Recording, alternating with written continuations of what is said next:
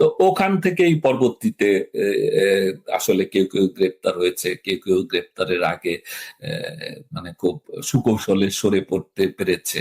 তো ওই ওই ওই তো ওইভাবেই তো আমি জানি যে ওই একইভাবে আমার মতোই সিনিয়র অফিসাররা যারা যারা টার্গেটে ছিল তাদেরকে, যাদেরকে খোঁজা হচ্ছিল, তারা যে যার মতো করে সিভিলে, কেউ আত্মীয় স্বজনের বাসায়, কেউ বন্ধু বান্ধবের বাসায়, কেউ কেউ আমি শুনেছি যে 1-2 দিন পরেই সীমান্ত পাড়ি দিয়েছে। কারণ জীবন বাঁচানো তো সবার রাইটস আছে। এবং কয়েকদিন তো আসলে কোনো ইয়েও ছিল না, মানে সরকার ছিল না তখন। পুলিশ তো অনেকদিন পর্যন্ত পুলিশ তো ডিউটিতেই ছিল না। তো ওই ওই অবস্থাটাতে তো ওইভাবেই আমি তারপরে অনেকদিনই আমি দেশে ছিলাম, আমি অপেক্ষা করছিলাম এবং আমি চ্যালেঞ্জ করতেছিলাম যে আমার বিরুদ্ধে যদি কোনো অভিযোগ থাকে, তদন্ত যদি কখনো কোনো মামলা হয়, আমি ফেস করব। এই এই বিশ্বাসেই আসলে আমি ছিলাম। আজকে যথারীতি আমাদের এই আলাপে যুক্ত হয়েছেন তৎকালীন অতিরিক্ত আইজিপি মনিরুল ইসলাম। আমরা তার কাছ থেকেই শুনবো সেই সময়ের ঘটনা। আপনাকে আমাদের অনুষ্ঠানে স্বাগতম। ধন্যবাদ আপনাকে, এবং সেই সাথে ধন্যবাদ এবং অগ্রিম শুভেচ্ছা যারা এই অনুষ্ঠান দেখবেন সেই দর্শক মন্ডলীকে।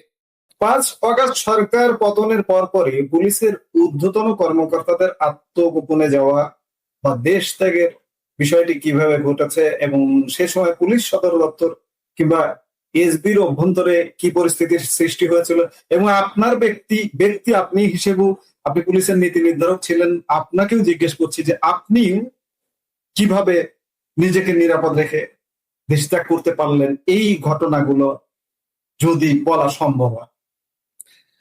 হ্যাঁ, আমি বলছি। 5 তারিখ আমি আসলে এসবি অফিসে যাইনি। 5 তারিখ আমি একটু মানে ইয়ে হয়ে আমি বাসা থেকে কয়েকটা স্পট ঘুরে আমি সরাসরি পুলিশ হেডকোয়ার্টার্সে গিয়েছি।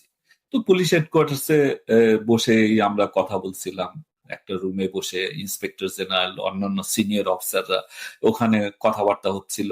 আমরা সিসি ক্যামেরায় দেখছিলাম কোথায় কি অবস্থা। তো তখন পর্যন্ত পিসফুল ছিল, কোথাও কোনো মানে জমায়েত নাই, কিছু নেই। আর আমি নিজেও সরেজমিনে আমি শাহবাগ, তারপরে সায়েন্স ল্যাবরেটরি, আজিমপুর, নীলক্ষেত, তারপরে পলাশী, তারপর কেন্দ্রীয় শহীদ মিনার, এই সমস্ত জায়গা দিয়ে আমি নিজে ঘুরে এসেছি।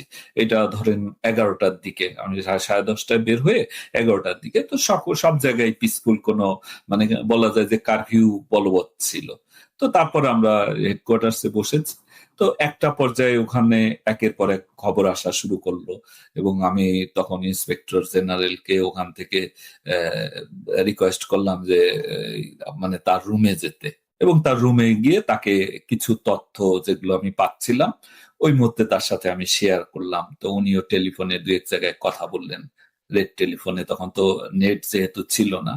এই কথাবার্তার একটা পর্যায়ে আমাকে আমার অফিস থেকে একজন ফোন করে জানালো যে তখন মানে আমরা যখন ইন্সপেক্টর জেনারেল মহোদয়ের রুমে চলে আসলাম, তো ওখানে যখন আমরা এই মানে আমরা ওনার রুমে চলে আসলাম, তখন অলরেডি শুনতে পেলাম যে মানে উত্তরা এবং যাত্রাবাড়ি ছেড়ে দিয়েছে, অর্থাৎ প্রোটেস্টাররা ঢুকে পড়েছে। এবং আমাকে আমাদের যেহেতু এসবির একটা ডিপ্লয়মেন্ট গণভবন কেন্দ্রিক থাকে, তারা গণভবনের তথ্যাদি টাইম টু টাইম আমাকে জানাচ্ছিলেন যে মানে চাবি বুঝিয়ে দেওয়া হয়েছে, এসএসএফ চাবি বুঝিয়ে দিয়েছে আমাদের এসবির যারা ওখানে ডিপ্লয়েড তাদের হাতে। তারপর একটা পর্যায়ে সিভিলিয়ানরা, এই যে সমস্ত তথ্য জানাচ্ছিল। তখনই আমাকে অফিস থেকে একজন জানালো যে আমাকে খুঁজছে, অফিসে টেলিফোন করে একজন জানতে চাচ্ছে যে আমি অফিসে আছি কিনা। তো তখন আমাদের লোক যে অফিসার সাথে কথা বলেছে, সে আবার সে সে জানে না যে আমি অফিসে আছি কিনা। তো সে আবার মানে আমার যারা অফিসের মানে আমার সাথে যারা কাজ করে তাদেরকে জিজ্ঞাসা করেছে, তো জানছে যে আমি অফিসে নাই। তো তখন বলছে যে আমি অফিসে নাই। তো বলছে যে উনি মানে আমার কথা বলছে সে, তারপরে হারুন, হাবিব, এরা কোথায় আছে। তো তখন আমি তো এই তথ্যটা আমাকে জানায় আমার অফিস থেকে, অর্থাৎ আমাকে খুঁজছে এই অবস্থাটা। এরপর আমার একজন সোর্স বা এজেন্ট, যেটাই বলেন, অ্যাসেট, সে ইয়ে সে আমাকে টেলিফোনে জানায়, মেসেজ দিয়ে জানায়, মেসেজ দেয়। কারণ তখন ইন্টারনেট যেহেতু নাই, যে কয়েকজন মানে একটা রাজনৈতিক দলের নেতাদের কথা উল্লেখ করে বলে তারা আপনার লোকেশন জানতে চাচ্ছে। তখন বাই দিস টাইম কিন্তু চারদিকে দেখতেছি যে তখন প্রধানমন্ত্রী অলরেডি দেশ ত্যাগ করেছেন, সেনা প্রধানের ঘোষণা এসে গেছে, এবং আমি পুলিশ হেডকোয়ার্টার্স থেকে দেখছি যে দুই পাশে লোকজন ছুটাছুটি করছে, কেউ লাঠি নিয়ে, কেউ খালি হাতে, কেউ পতাকা হাতে, বিভিন্ন ভাবে। তো তখন আমি একটু মানে ইয়েতে পড়ি, দ্বিধাগ্রস্ত হই, এবং আমি ইন্সপেক্টর জেনারেলের রুমটা যেহেতু পুলিশ হেডকোয়ার্টার্স এর দোতলায় এবং সামনের বিল্ডিংটাতে, তো আমি ওনাকে বলি যে স্যার, এটা হামলা হতে পারে, আমরা একটু ভিতরের দিকে যাই। তো উনি বললেন যে ঠিক আছে, তুমি যাও, আমি নামাজ পড়ে আসি। তো উনি বললেন, আমি তখন আর কন্ট্রোল রুমে না ঢুকে আমি কোন এক কর্মকর্তার রুমে, এটা অনেক উপরে, মানে 17-18 তলার দিকে, ওখানে উঠে আমি দেখতে থাকি যে দুই পাশে তখন অজস্র লোকের স্রোত। তো ওই অবস্থায় আমি তো কিছুটা সঙ্গত কারণে আতঙ্কিত হওয়া স্বাভাবিক, যে এরা ঢুকে পড়লে, এবং আমি যেহেতু নৌন ফেস দীর্ঘদিন টিভিতে, পাশাপাশি জঙ্গিরা এটার সাথে আছে, তারা আমাকে পেলে তো মোটামুটি আমার মাথা নিয়ে উল্লাস করবে। কারণ এর আগেও জঙ্গিদের গ্রুপের ভিতরে আমার মাথার দাম নির্ধারণ করেছে, এবং মাথা যে এনে দিতে পারবে, এটাই যে 1617 সালের দিকে এইরকম অনেক কমিউনিকেশন, এবং আমার গ্রামের বাড়ি পর্যন্ত তারা রেকি করেছে। শুধু রেকি করেছে তাই নয়, বিভিন্ন জায়গায় খোঁজ খবর নিয়েছে, ঈদে আমি বাড়ি যাব কিনা সেই খবর নিয়েছে, এবং বাড়িতে গেলে কিভাবে হামলা করা যায়, এগুলো সবই কিন্তু টেররিস্টদের কমিউনিকেশন থেকে আমাদের বের হয়ে এসছে। তারপরে ইভেন বিভিন্ন ইন্টারন্যাশনাল যে ইন্টেলিজেন্স এজেন্সি যারা বাংলাদেশে কাজ করে, এবং এফবিআই সরাসরি আমার লাইভ থ্রেট নিয়ে একটা রিপোর্টও দিয়েছিল যে আমি কি অফিস থেকে বের। তো ফলে আমি জানি যে আমার শত্রুর সংখ্যা অনেক। তারপর যুদ্ধ অপরাধীদের গ্রেপ্তারের ক্ষেত্রে আমার একটা বড় রোল ছিল, যেটা অন্যরা না জানলেও যুদ্ধ অপরাধীদের বংশধরেরা জানে, যে তো ফলে নানামুখী এনমিটি আমি ক্রয় করেছি বিভিন্ন সময়। তো এইটার কারণেই তখন আমি বলা যায় যে একটা রুমের ভিতরে চুপচাপ একা বসে থেকে মানে মৃত্যুর প্রহর গুনি। তখন অলরেডি ইন্টারনেট চালু হয়ে গেছে, ফলে আমি আমার পরিবারের সাথে যোগাযোগ করি। তারা বাসায় ছিল, তাদেরকে বলি যে কোনো ভাবে বাসা থেকে বের হয়ে যাও। তো তারাও কোথায় যাবে কি, ওই অবস্থায় চারদিকে তখন লোকজন, যে কোনো মুহূর্তে পুলিশ কমপ্লেক্স, যেহেতু ওটা পুলিশ কোয়ার্টার্স, ওখানে হামলা হতে পারে। তো এরকম একটা অবস্থায় ওরাও মূলত এক কাপড়ে আমার বাচ্চাদের সহ ওরা মানে ফ্যামিলি মেম্বাররা বের হয়ে পার্শ্ববর্তী এক আত্মীয়র বাসায় মানে আশ্রয় গ্রহণ করে। তো আমি তো তখন মানে, এবং আমি ওখানে বিদায় নিয়ে নিই আসলে ফ্যামিলির থেকে, যে আমার সাথে আর দেখা নাও হইতে পারে। তো তারা একটু ঘাবড়িয়ে যায়। তো ঘাবড়িয়ে গেলে আমি বলি যে ঘাবড়াও, কান্নাকাটি যা করার পরে করো, কিন্তু আগে বের হয়ে যাও, কারণ এইখানে তোমাদের বাসায় থাকাটা কোনোভাবেই নিরাপদ নয়। তো যাই হোক, ওই পর্যায়ে একটা পর্যায়ে আমি জানতে পারি যে সন্ধ্যার আগে আগে যে হেলিকপ্টার আসছে। কারণ আমি যে ভবনে ছিলাম, ওই ভবনের ছাদে হেলিপ্যাড আছে, কিন্তু নিচে হেলিকপ্টার নামার সুযোগও নাই। আর মানে তখন তো কিছু কিছু অলরেডি পুলিশ হেডকোয়ার্টার্স এর ভিতরে ঢুকেও গিয়েছিল, এবং কয়েকটা গাড়ি গ্লাস ভাঙচুর করেছে। পরবর্তীতে পুলিশের যারা ছিল তারাই তাদেরকে থামিয়ে, এবং আমার ধারণা যে তখন বিএনপি পন্থী যারা ওখানে উপস্থিত ছিল, তারাই ওই যে বিএনপির স্থানীয় নেতাদের সাথে যোগাযোগ করে এই প্রোটেস্টার গ্রুপকে মানে পুলিশ হেডকোয়ার্টার্সে বড় ধ্বংসযজ্ঞ আর করতে দেয়নি। হয়তো তারা মনে করেছে যে তারা বসলে তাদেরও তো এইটা, ভবনই যদি না থাকে, গাড়ি যদি না থাকে, তাহলে তারা বসবে কোথায়, ওই চিন্তা থেকেই তারা মূলত এটা করে। তো তখনই অনেক অফিসার যারা মানে যাদের জীবনের ভীতি ছিল, তাদেরকে দেখলাম যে ওই নগর ভবনের দিকে গিয়ে, মানে সিভিলে ওয়াল টপকিয়ে নগর ভবন দিয়ে বিভিন্ন ভাবে, কিন্তু আমার তো আর সেই সুযোগ ছিল না, যেহেতু আমার নোন ফেস। তো আমি ওখানে তো সন্ধ্যার ঠিক আগে আগে একটা হেলিকপ্টার আসে, ওই হেলিকপ্টার ছাদের উপরে, তখন ইন্সপেক্টর জেনারেল, আমি, ডিএমপি কমিশনার এবং আর একজন কর্মকর্তা, আমরা ওই হেলিকপ্টারে আমরা ক্যান্টনমেন্টে যাই। তো এইভাবে কয়েকজন অফিসার ওখানে গেছে। তো আমি তো ওই দিন, তখন তো অলরেডি রাত হয়ে গেছে, রাতে কোনো রকম ওখানে থাকার পর পরের দিন আমার বিভিন্ন স্ক্রিনশট আসা শুরু করলো, বিভিন্ন জন পাঠায়, কারণ আমার ফেসবুকে তখন অ্যাক্সেস ছিল না, আমার ফেসবুক একটা সুনির্দিষ্ট ডিভাইসে ছিল বলে আমি আমার অ্যাক্সেস করার সুযোগ ছিল না, যেখানে এই যে পিনাকি, ডক্টর পিনাকি, তারপরে অন্যান্যরা, তারপর প্রচুর জঙ্গিরা মানে আমাকে, আমার ছবি টবি দিয়ে আমাকে খুঁজছে, মব লেলিয়ে দিচ্ছে যে কোথায় আমি। তো এইটা তো ওখানে আমি তখন এই অবস্থায় আমাকে আমার কিছু বিদেশি বন্ধু, যারা মানে বৌদ্ধ মনে করে, এরকম লোকজন আমার সাথে যোগাযোগ করেছে। ফলে তাদেরই একজন বলল যে ঠিক আছে, আমি ফেসবুক অথরিটিকে বলি, আমার সাথে আছে, সুযোগ আছে, যে অন্তত এমিনেন্ট থ্রেড যেগুলো আছে সেই পোস্ট গুলো তারা যাতে টেক ডাউন করে, নামিয়ে দেয়। এবং সেটা হয়েছে। তো ওই অবস্থায় ওইটাই আসলে ওখান থেকে মানে ইন্সপেক্টর জেনারেল, তো পরবর্তীতে ওই একই একই জায়গায় আমরা বেশ কয়েকজনই ছিলাম। মানে আমাদের সাথে দেখা হয়নি, কিন্তু আমি জানি যে ওখানে মাননীয় speaker, deputy speaker, chief justice, appellate ডিভিশনের আর একজন জাস্টিস, ইন্সপেক্টর জেনারেল, আমরা ছিলাম ওখানেই ছিলাম। কারোর সাথে কারো ওইভাবে দেখা হয় নাই, ইন্সপেক্টর জেনারেলের সাথে দেখা হয়েছে। তো ওখান থেকেই পরবর্তীতে আসলে কেউ কেউ গ্রেপ্তার হয়েছে, কেউ কেউ গ্রেপ্তারের আগে মানে খুব সুকৌশলে সরে পড়তে পেরেছে। তো ওইভাবেই তো আমি জানি যে ওই একইভাবে আমার মতোই সিনিয়র অফিসাররা, যারা যারা টার্গেটেড ছিল, যাদেরকে খোঁজা হচ্ছিল, তারা যে যার মতো করে সিভিলে, কেউ আত্মীয় স্বজনের বাসায়, কেউ বন্ধু বান্ধবের বাসায়, কেউ কেউ আমি শুনেছি যে 1-2 দিন পরেই সীমান্ত পাড়ি দিয়েছে, কারণ জীবন বাঁচানো তো সবার রাইটস আছে। এবং কয়েকদিন তো আসলে কোনো ইয়েও ছিল না, মানে সরকার ছিল না তখন, পুলিশ তো অনেকদিন পর্যন্ত পুলিশ তো ডিউটিতেই ছিল না। তো ওই অবস্থাটাতে তো ওইভাবেই আমি তারপরে অনেকদিনই আমি দেশে ছিলাম, আমি অপেক্ষা করছিলাম এবং আমি চ্যালেঞ্জ করতেছিলাম যে আমার বিরুদ্ধে যদি কোনো অভিযোগ থাকে, তদন্ত যদি কখনো কোনো মামলা হয়, আমি ফেস করব, এই বিশ্বাসেই আসলে আমি ছিলাম।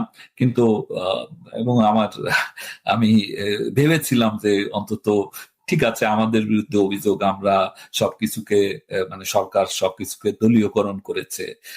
তো আমি মনে করেছিলাম যে এই সরকার এসে একটা মানে সুষ্ঠু বিচার, সুষ্ঠু তদন্ত এবং বিচারের ব্যবস্থা করবে, আমি সেটার জন্য অপেক্ষা করছিলাম। ফলে অনেক দিন পর্যন্ত আমি কিন্তু দেশের অভ্যন্তরেই ছিলাম। পরবর্তীতে আর দেখলাম যে মব তো কোনোভাবে বন্ধ হয়নি, এবং কি কোর্টের ভিতরে হামলা, এজলাসের ভিতরে হামলা, মানে যেখানে অ্যাডভোকেটরাই নিরাপদ নয়, অ্যাডভোকেটদেরই তো একেবারে অন ক্যামেরা মাইর খাওয়ার দৃশ্য আমরা দেখেছি কোর্টের অভ্যন্তরে। এমনকি জেলখানার ভিতরে আক্রমণ হয়েছে, আমরা দেখেছি জাস্টিস শামসুদ্দিন চৌধুরী মানিক সাহেবের উপরে হামলা হয়েছে, ইনু সাহেবের উপরে হামলা হয়েছে, এগুলো তো এবং ভিতরেও অনেকের উপর হামলা হয়েছে, যেগুলো বাইরে তথ্যগুলো আসেনি। তো এই অবস্থায় তো আসলে আর তদন্তের নামে, মামলার নামে যেভাবে যে আমি জানি সাকিব আল হাসান ছিল কানাডাতে, সে ছুটি কাটাচ্ছিল তার ওয়াইফ নিয়ে, বাচ্চা নিয়ে। তো সেও যেমন মামলার আসামি, যখন টরেন্টোতে ওই দিনের ঘটনা, ওই সময় কোথায় মাগুরা না কোথায় মানুষ মারা গেছে, সেটার জন্য সে আসামি। তো এই সব চিত্র দেখে আমি আর ভরসা পাইনি যে এটা আসলে কোনো তদন্ত তো হচ্ছেই না, এবং এটা বিচার না, এটা আসলে জাস্ট প্রতিশোধ গ্রহণ, এটাই হচ্ছে। তো ফলে আমি মানে নিরাপদ জায়গায় আমার স্থান পরিবর্তন করি। 5 আগস্টের পরে কয়েকদিন পুলিশ ছিল না, তারপরে যে পুলিশ এলো, সেই পুলিশ আসলে কারা? এখন কোন পুলিশ? এই মুহূর্তে বাংলাদেশে কোন পুলিশ? আজও কেন পুলিশের কার্যক্রম নিয়ে নাগরিকরা সন্তুষ্ট হতে পারছে না।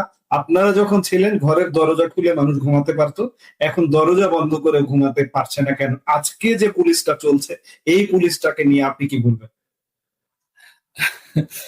দেখুন, আমি তো দীর্ঘদিন পুলিশে চাকরি করেছি, প্রায় 30 বছর। 30 বছরে একেবারে সেই এএসপি থেকে শুরু করে এডিশনাল আইজি গ্রেড অন পর্যন্ত হয়েছি।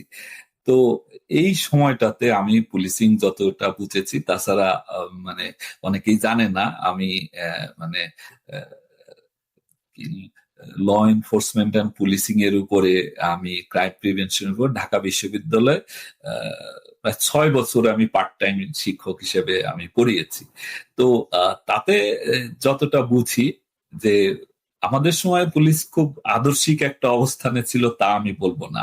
সেখানেও কিছু অনিয়ম ছিল, পুলিশের ঘুষ দুর্নীতি ছিল, কিন্তু অন্তত একটা বড় অংশ যেগুলো যারা প্রফেশনাল পুলিশিং করার চেষ্টা করেছে, এবং পদোন্নতির ক্ষেত্রেও সেটাই আসলে হয়েছিল। যে হ্যাঁ, আমি আগে আর একটা শোতেও বলেছি যে 10 থেকে 15% লোক যারা সকল যোগ্যতা থাকা সত্ত্বেও দলীয় পরিস্থিতির কারণে পদোন্নতি পায় নাই, পদোন্নতি বঞ্চিত হয়েছিল।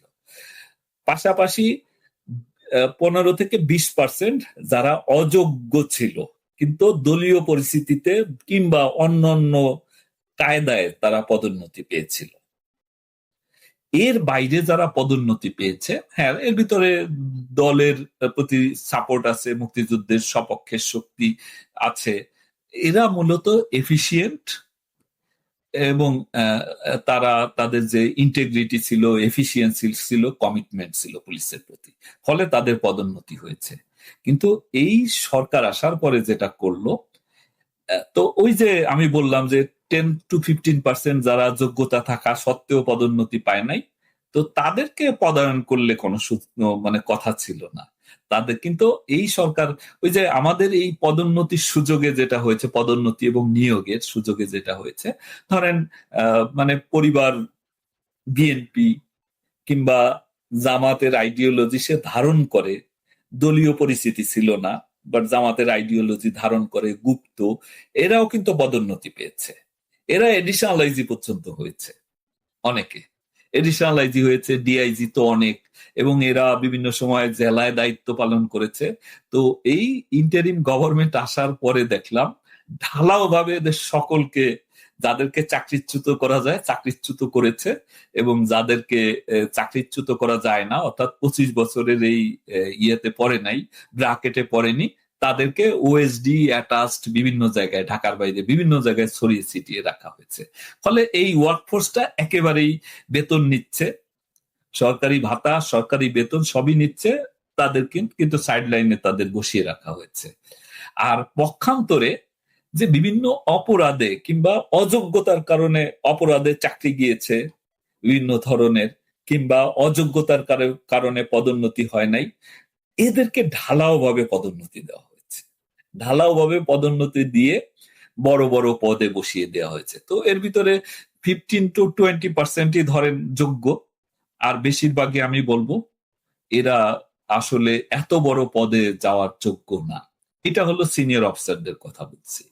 আর অধস্থন কর্মকর্তা, মানে আমাদের পিআরবির ভাষায় বলা হয়, অধস্থন কর্মকর্তা বলতে ধরে নেওয়া হয় কনস্টেবল থেকে ইন্সপেক্টর পর্যন্ত। ইন্সপেক্টর অফিসার ইনচার্জ হিসেবে দায়িত্ব পালন করে, ওই পোস্টটা নানা কারণে লোভনীয়, ক্ষমতা মানে যে ক্ষমতা এক্সারসাইজ করতে চায়, মানুষের উপকার করতে গেলেও এই পদটা খুব গুরুত্বপূর্ণ, আবার টাকা পয়সা যদি কামাই করতে চায় সেটাও এই পদটা খুব গুরুত্বপূর্ণ। ফলে ওইখানে যাওয়ার জন্য একটা প্রতিযোগিতা আছে। তো ফলে ওই পদে যারা যাচ্ছে তারা, তাদের ভিতরে সবপন্থী লোকই আছে, কারণ ওখানে এই নিয়োগগুলা সাধারণত স্থানীয় রাজনীতিবিদ বা অনেক সময় হেডকোয়ার্টার্সে যোগাযোগ করে ওই পদোন্নতিগুলো হয়। তো ওগুলো তো ইন্টারিম গভর্নমেন্টের আমলেও হয়েছে, ওই সময় জামাতে ইসলামের পক্ষ থেকে তাদের একটা ইনফ্লুয়েন্স ছিল পদায়নের ক্ষেত্রে, তারা করতে পেরেছে। আর এখন তো পুরো দলীয় পরিচয়ই হচ্ছে, যে দলীয় মানে এটা একটা ট্রেডিশন ছিল অনেক দিন ধরে যে এমপি সাহেব তার এলাকায় ওসি বেছে নেবেন।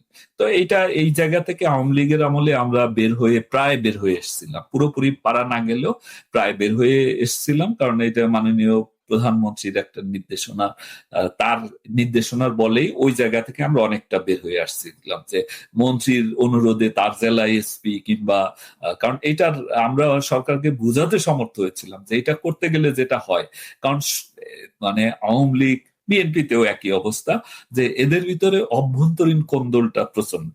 এবং গত 15 বছরে দেখেছি যে মানে দলের ভিতরে যারা প্রতিপক্ষ তারা হলো বড় শত্রু। মানে আওয়ামী লীগের যে দলীয় গ্রুপিং, এক গ্রুপ আর এক গ্রুপের বড় শত্রু, বিএনপি জামাতের চাইতেও গ্রুপের লোকজন। তো ফলে যখন একজন এমপির পছন্দ মতো ওসি দেওয়া হয়, ওখানে কিন্তু এমপির বিরোধী গ্রুপও আছে দলের ভিতরে, তখন সে ওই এমপির পক্ষ হয়ে ওই এমপির শক্তিতে বলিয়ান হয়ে দলীয় নেতাকর্মীদের উপরে এই দলীয় প্রতিপক্ষের বিরুদ্ধে অ্যাকশন কাজে এই মানে অন্যায় করে, ডিসক্রিমিনেট করে। তো এইটা আমরা গভর্নমেন্টকে বোঝাইতে সক্ষম হয়েছিলাম। ফলে অনেক সময় আমাদের কর্মকর্তারা কোনো মন্ত্রীর দ্বারা প্রভাবিত হইয়া ব্যক্তিগত আনুগত্যের কারণে কারো কারো কথায় দিয়েছে, আর বেশিরভাগ ক্ষেত্রেই কিন্তু দেখা গেছে যে এইটার থেকে একটা বের হয়ে আসার চেষ্টা চলছিল। তো ফলে এখন তো সম্পূর্ণ দলীয় পরিস্থিতিতে, এবং আমি দেখলাম যে এই যে প্রধানমন্ত্রী উপদেষ্টা রিজভী সাহেব বলেছে যে দলীয় নিয়োগ সব দেশেই আছে, এটা নতুন কিছু না। তো এখন দলীয় পরিচয়ে নিয়োগ হচ্ছে, আর ওই যে 15 to 20% যারা আসলে যোগ্য, আর একটা বড় অংশ সিনিয়র অফিসারদের ভিতরে যারা আসলে এত বড় পদে কাজ করার অভিজ্ঞতা লাগে, যোগ্যতা লাগে, দক্ষতা লাগে, সেটা তাদের ভিতরে নাই।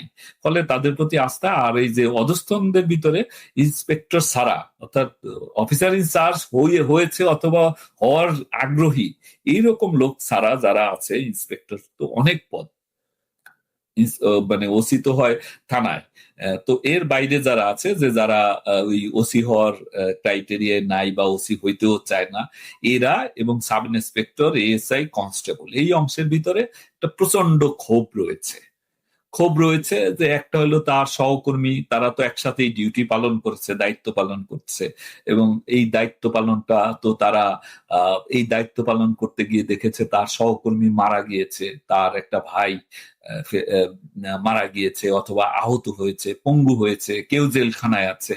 তো এইগুলার একটা যথাযথ তদন্ত, একটা সুষ্ঠু তদন্ত করে ব্যবস্থা নেওয়াটা তো তাদের একটা দাবি, তাদের মনের দাবি, যেটা পুলিশে তো আসলে বলার ক্ষমতা নাই, তারা বলতে পারে না প্রকাশ্যে মুখ ফুটে, কিন্তু এইটা সবার মনের দাবি যে ঠিক আছে, আমরা যদি অন্যায় করে থাকি আমাদের বিচার হোক, অসুবিধাটাই, কিন্তু আমরা যে অন্যায় শিকার হয়েছি সেইটারও বিচার হোক। তো ওই জায়গায় একটা ক্ষোভ তো তাদের রয়েছে, প্রচন্ড ক্ষোভ। ফলে তারা কাজকর্মে আন্তরিক হবে এইটা বিশ্বাস করা, মানে প্রত্যাশা করাটা আমার মনে হয় একটা অতিরিক্ত হয়ে যাবে।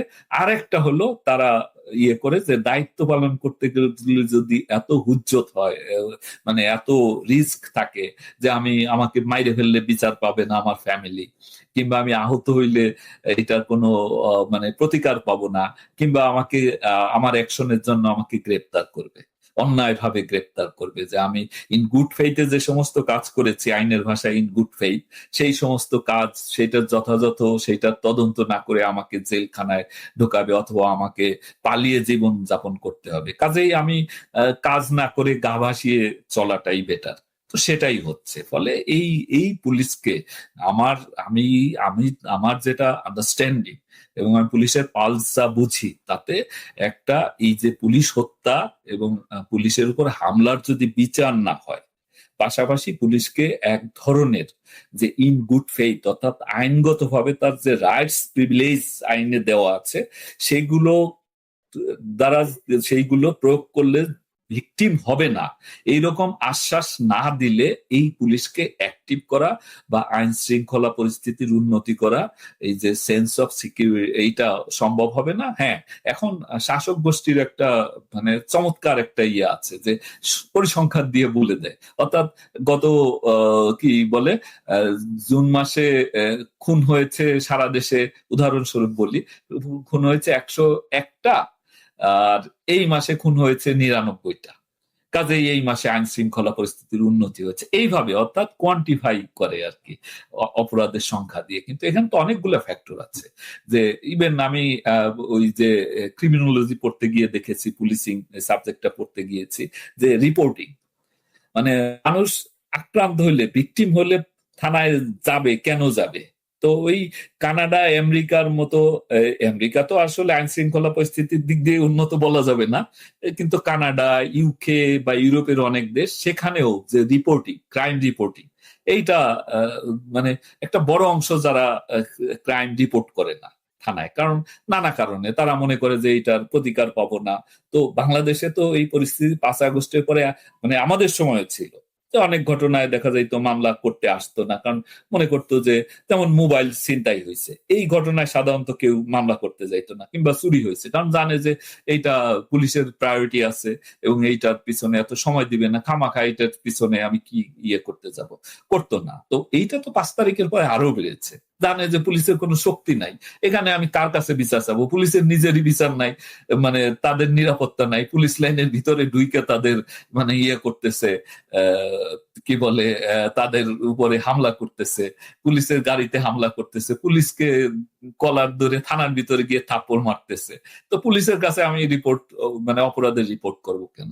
ফলে এখন যে আতঙ্ক মানুষের ভিতরে, অপরাধ ভীতি যেটা তৈরি হয়েছে, যে যে কোনো মুহূর্তে যে কেউ আক্রান্ত হইতে পারে, অর্থাৎ এই যে ঘরে বাইরে কোথাও যে নিরাপত্তা নাই, তারপরে চাঁদাবাজি, তারপরে সন্ত্রাস, এগুলো তো আছে, আর একটা তো আছে ওই যে আল কায়দা সমর্থিত যে গ্রুপগুলো আছে, তারা তো এটাকে সোশ্যাল মুভমেন্ট নিয়ে যে কি করা যাবে, মাথায় কিভাবে কাপড় দিতে হবে, কিভাবে চলাফেরার সময় রাস্তায় কিভাবে চলতে হবে, কি ড্রেস পরতে হবে, সবই তো তারা নির্ধারণ। ফলে কোথাও তো মানুষের প্রতিকার পাওয়ার কোনো জায়গা নাই, এবং এই পুলিশ যে প্রতিকার দিতে পারবে না, এটা মানুষ বোঝে।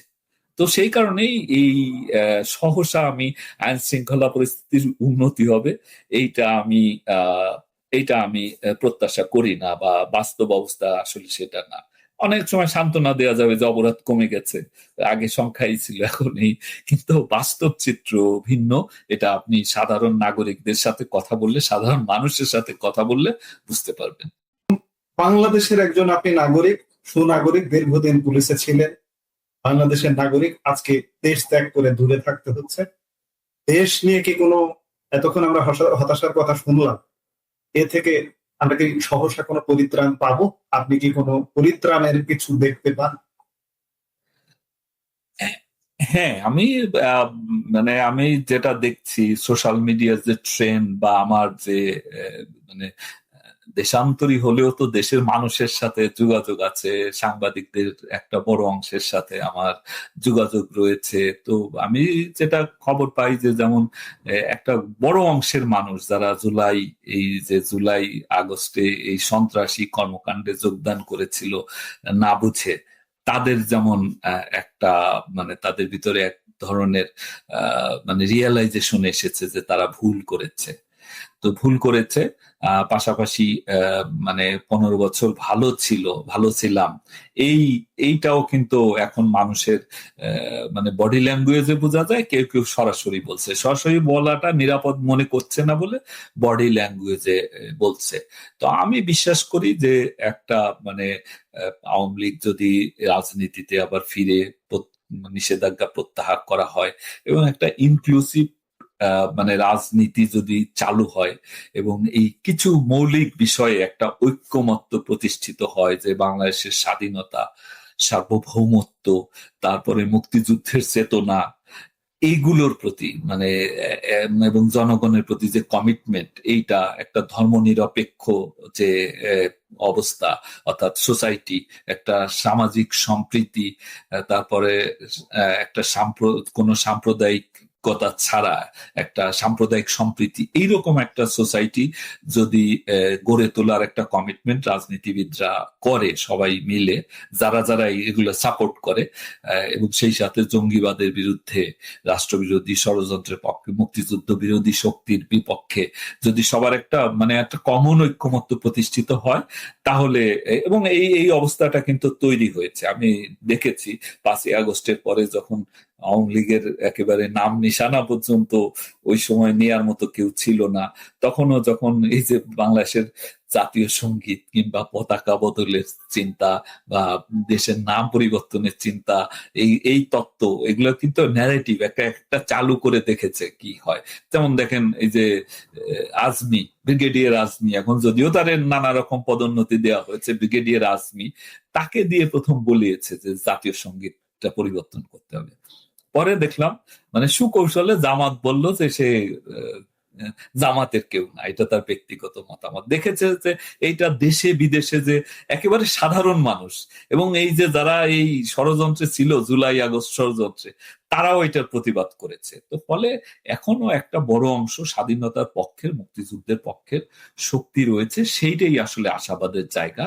তো তারা তাদের তারা এবং সেই সাথে রাজনৈতিক দল যারা দেশে এই মুক্তিযুদ্ধকে সমর্থন করে, তারপরে মানে সোসাইটির যে অগ্রগতি, এরকম একটা কি বলে ইনক্লুসিভ যে সোসাইটি সেটা গড়তে চায়, ইনক্লুসিভ একটা ডেমোক্রেসি, এইটা চালু হবে বলে আমি প্রত্যাশা করি। এবং বিদেশি যারা শক্তি আছে, যারা ডিপ স্টেট বাদ দেয়, কারণ ডিপ স্টেট মানে আমেরিকান সরকার তাও না, ডিপ স্টেট কনসেপ্ট গুলো দেয়, সরকার তাদের কোনটা বাস্তবায়ন করে। ফলে পশ্চিমা দেশগুলো আমার বিশ্বাস যে বুঝতে শুরু করেছে, কারণ জঙ্গিবাদ, উগ্রবাদের যে উগ্র নাচন শুরু হয়েছে এবং উগ্র উৎসব শুরু হয়েছে বাংলাদেশের চারদিকে, তাতে এইটা হলে আঞ্চলিক নিরাপত্তা তো বটেই, এটা মানে গ্লোবালাইজেশনের যুগে কেউ যে এটার ইম্প্যাক্ট সবার উপরেই কম বেশি পড়বে, এইটা তারা বুঝতে শুরু করেছে। ফলে একটা ইনক্লুসিভ যে পলিটিক্স সেটা চালু হবে, যেটা হবে একেবারে মুক্তিযুদ্ধের সপক্ষের শক্তি, সকল সাম্প্রদায়িকতা, সকল কুপমণ্ডকতার ঊর্ধ্বে উঠে একটা মানে নিরাপদ সমাজ ব্যবস্থা, উন্নত সমাজ ব্যবস্থা, সেটা চালু হবে বলে আমি দৃঢ় আশাবাদী। আমরা এই আশা রেখে আজকের অনুষ্ঠান থেকে বিদায় নিতে চাইছি। আপনি আমাদের সঙ্গে যুক্ত হয়ে আমাদের অনেক অজানা তথ্য সংযুক্ত করলেন আমাদের দর্শকের জন্য, এই জন্য আপনাকে অসংখ্য ধন্যবাদ। আপনাকেও ধন্যবাদ। আমি আপনার প্রশ্নগুলো জবাব দেওয়ার চেষ্টা করেছি এবং সেই সাথে আমি জানি না আমার জবাবগুলো কারো পক্ষে যাবে কারো বিপক্ষে যাবে। তো আমি একেবারে আমার যে রিয়েলাইজেশন, আমার কাছে যে ইন্টেলিজেন্স ছিল, আমার কাছে যে তথ্য ছিল, সেগুলোর ভিত্তিতেই আমি জবাব দেওয়ার চেষ্টা করেছি। কে খুশি হবেন, কে বেজার হবেন, সেটা ভেবে আমি বলিনি। তো আমি আমার এই অনুষ্ঠান যারা দেখবেন, তো আমি কথাবার্তা অনেক অগোছালো বলেছি, যে দর্শকবৃন্দ আমাকে ওইটুকু আমার সীমাবদ্ধতা ক্ষমা করবেন বলে আমি বিশ্বাস করি। সবাইকে আমি আমার ধন্যবাদ এবং কৃতজ্ঞতা জানাচ্ছি। দর্শক, ধন্যবাদ জানাই আপনাদের। পরবর্তী অন্তরালের আলাপে আবারও দেখা হবার আশা রেখে আজকের